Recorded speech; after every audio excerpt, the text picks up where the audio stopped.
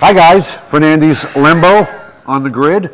You know, John, a lot of people sometimes wonder what sports writers do on a daily basis. Yeah. On National Signing Day, I'll tell you where we were at.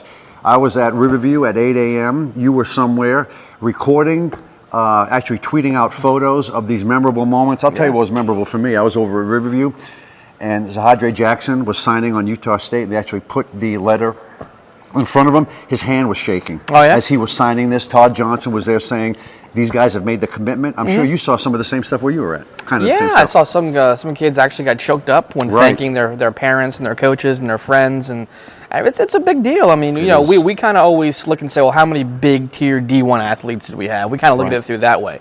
But for a lot of these kids, I mean, this is their way to a better life and a better future. And whether you're going to a Division II college in North Dakota or whether you're going to a Power 5 team somewhere and you're going to play for a national championship, it's still a pretty cool moment for these kids and their families. And I think sometimes we lose sight of that because we do look at, who had the most impressive, who had the most. But for all these kids, no matter where they're going, and not just football, for any sport, signing day is a really big deal. And you got to really wait out 2 to 3 years to see how these kids pan out in college. Exactly. And We've seen a lot of kids go off and do great things, and see a lot of kids go off and do not so great things. Were there any surprises though yesterday? I know there were a couple of announcements at the time. Right. LaRoche. Any surprises with him? Well, I guess Georgia Southern. Not so much with him. Well, he when I talked to him for the story I did leading up to signing day, he made it sound as if he was going to announce right then and there. Right. And then on Wednesday morning, he tweeted out Georgia Southern. So he didn't make it as suspenseful as. Right. But Jacob White over at Charlotte went from FAU to FIU. He changed his mind. But that was pretty much about it in terms of big time surprises. I mean, everyone kind of. The one thing I wanted to monitor, Darian Grant going to USF from Southeast, and said there was some apprehension when Coach Taggart left, but once he talked to Coach Strong, he was pretty set, so he signed. Sam Jackson at UCF, he said that he was pretty good. He told me that both he and Coach Cocktersut told schools, "I'm set. Don't bother calling me. I know where I'm going." So not a whole lot of surprises yesterday. I was out at Riverview. I thought maybe there'd be 3 athletes. Vince Sellers was the other one. He's going to Tennessee State. But Mike Welser, the quarterback, did a nice job. He's taking a visit this weekend. I asked him before when you might make a decision. He says maybe not until March. I mean, people maybe get the wrong idea. This is the first day that you can put on the line, but you got time going forward. And as Coach Kurt Bradley at Braden River made it clear, this is the first day. It's not the last day. Right. This just kind of starts the period. So I mean, kids have all the time in the world to.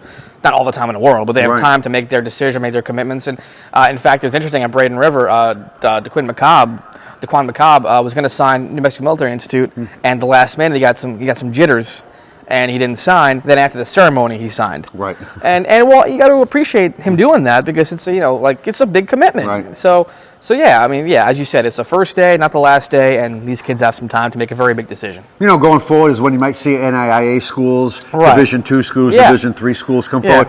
Like we were talking before we went on, the crowds for this, it's a big moment, and they round up a lot of the students. At Kava Mooney, they had 5 students. They had most of the bleachers were filled up. Riverview representative, Sarasota. You probably saw the same thing at some of your schools. Yeah, let's not forget, it gets kids out of class for a little while. It does. So I'm sure they'll take that opportunity when it presents itself.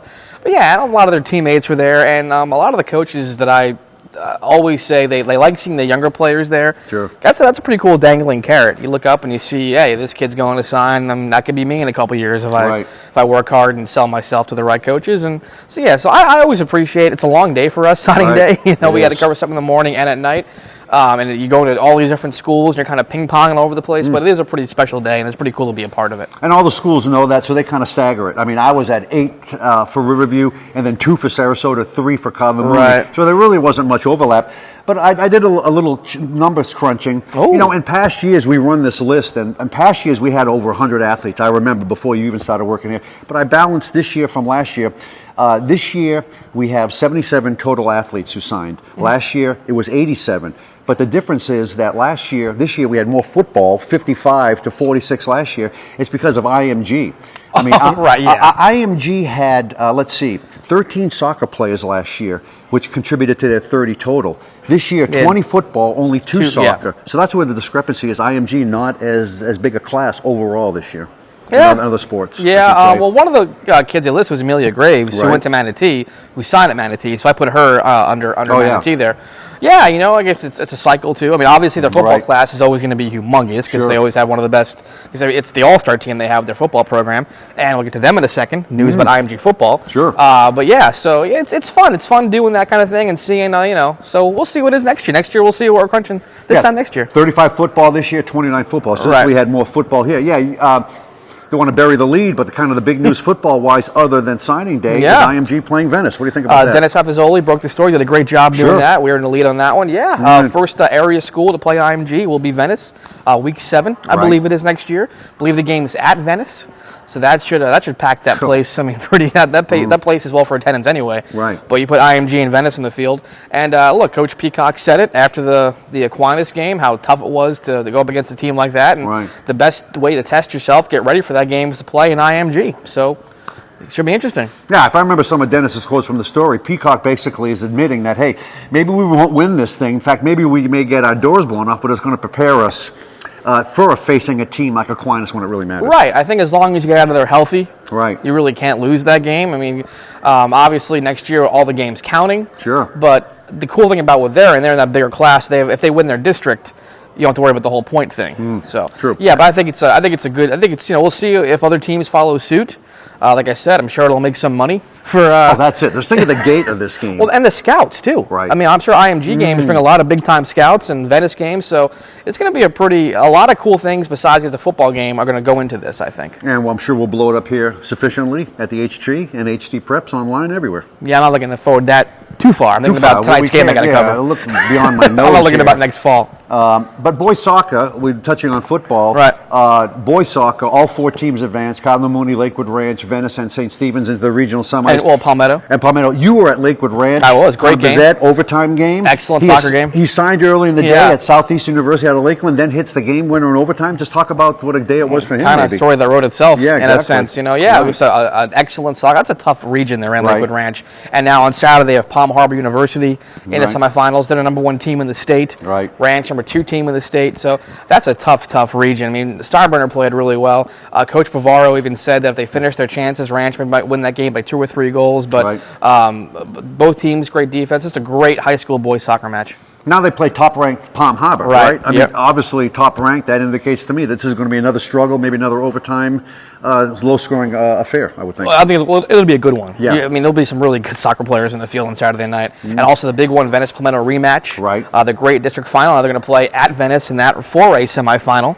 So, and then Mooney, of course, moving on. St. Steve is moving on. So, yeah, we got some good boys soccer teams moving on, and we could have some teams playing for state championships in a couple of weeks. Now, who else is playing well? Who else is advanced? You were talking... St. Stephen's girls basketball for the first time in 33 years going to the regional. I'm heading there after this to go do a feature. Story, that'll be on Tuesdays, our weekly prep page. Right. Coach Mike Verrill is the coach. He was also the softball coach at St. Stephen's. He coached ODA baseball for a while. He's from Europot. He's a New Englander. He's from my neck of the woods? Yeah, so you guys can talk some Tom Brady maybe. Right. But a good guy, good coach, and great news for them. 33 years going to a regional, finally. Nice. Now, what else we got coming up before we give our Super Bowl picks here? Well, we got obviously girls basketball finals on Friday. Boys basketball next week, and we got wrestling. So the winter season just keeps on churning. Right. Okay, let's hit on the Super Bowl here. It's non-preps. You didn't tell me you're making pictures. Well, I didn't prepare. Well, I'm sure you have an opinion in your mind. Being a New Englander guy, I got to go with New England. My reasoning is I don't think Atlanta's offense can match the Patriots' offense. I don't think they can sort of keep up. I think it's going to be an over. It'll be an exciting game. I'm picking maybe Patriots 31-24. I'm not picking a score, but I will say that Belichick kind of made his fame by beating the Rams in the greatest show on turf. Sure. And let's see if he can do it again with this offense. I like the Patriots as well. But I'm not picking a score, though. I'm not going on that limb. I just want to see a competitive game. A lot of these Super Bowls, they blowouts. I remember Denver, Seattle a few years ago, so I'm just hoping for a good game in the commercials. That was just boring. Yeah, the commercials, The commercials will be great. Yes. So enough of that. We got a lot to look forward to next week. Yeah. And we'll be here. I think so. Same bad time, same bad channel. So for John Lembo, I'm Doug Fernandes. We'll see you next week on The Grid.